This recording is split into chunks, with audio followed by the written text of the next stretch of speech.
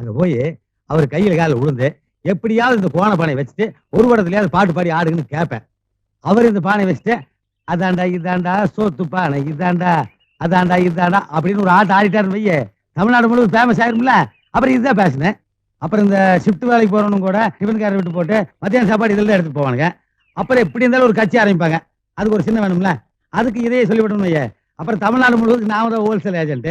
அப்புறம் பிளாக் பண்ணி அடிச்சு அடிச்சு எடுக்க வேண்டியதானே, எது கையில சுத்திட்டு போனேன். என்ன சொல்றேன்? கொட்டிக்கிட்டியா? ஏதோ கோட்டினேன். போ. எங்க போறது? ஆலமரத்துக்கடையில் நம்ம ஃப்ரெண்ட்ஸ் எல்லாம் வெயிட் பண்ணிட்டு இருப்பாங்களா பிளேயர்ஸ். இதனால் இந்த ஊர் பெருங்குடி மக்களுக்கு தெரிவிப்பது என்னவென்றால், என் அன்பு மகன் மாணிக்கம் தன் தகப்பனாரின் கை செலவுக்காக 10 ரூபாய் அன்பு பரிசாக அளிக்கிறார்.